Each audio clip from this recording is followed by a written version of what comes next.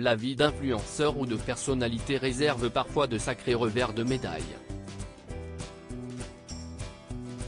Malheureusement, Ambre Doll, qui s'est fait connaître dans l'émission Famille Nombreuse, la vie en XXL en fait l'amère expérience depuis sa séparation. Sous le feu des critiques, la jeune infirmière ne compte pas se laisser acculer. L'année a été particulièrement compliquée pour Ambre Doll.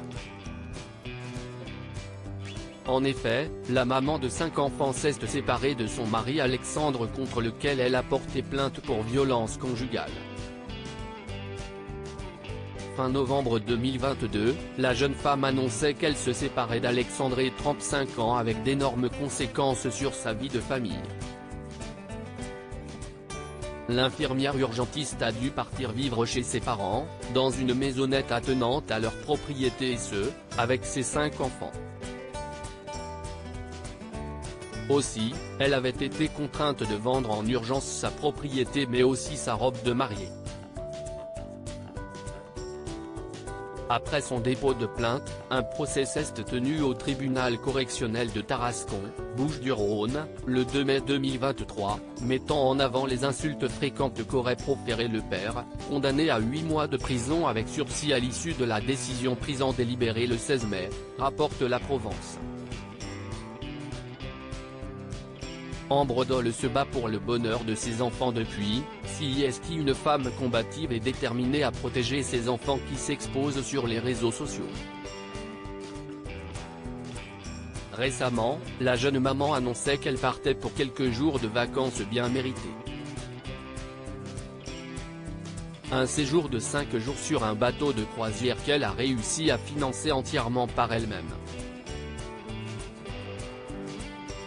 Non sans une certaine fierté, elle expliquait alors: « Aujourd'hui, je suis fière d'emmener mes enfants en croisière, par mes propres moyens, sans aucune pension alimentaire, sans rien demander à personne, mais à la sueur de mon front. » Elle se fait porte-parole des victimes de violences numériques. Malheureusement, il semblerait bien que cette nouvelle vie ne plaise pas à tout le monde et Ambre Ponce en fait amèrement les frais. Depuis plusieurs semaines, la jeune infirmière vit un véritable acharnement numérique. Ce 22 août, elle s'est saisie de son compte Instagram pour y dénoncer, au travers d'un long texte, les violences qu'elle subit. Comme je vous l'ai souvent dit, je suis forte et on m'atteint difficilement avec ce genre de commentaires, mais j'aimerais être un porte-parole de ces violences souvent perçues comme normales sous prétexte que nous nous exposons, débute-t-elle avant de poursuivre. La problématique n'est pas le fond de notre pensée mais la manière de la retranscrire, peu courageusement, cachée derrière leur écran, de manière agressive qui marque une forme d'incivisme. Bien déterminée à ne pas se laisser faire, la maman de 5 enfants conclut alors: « J'ai connu toutes sortes de violences. Les violences numériques sont pour le moment très peu punies comme ça a été le cas pour les violences psychologiques et verbales tellement difficiles à prouver et laissant pourtant des hématomes, des fractures sur notre âme. Les censés se nourrissent de violences numériques pour assouvir leurs propres manques et leurs propres échecs. » Voilà qui semble parfaitement clair.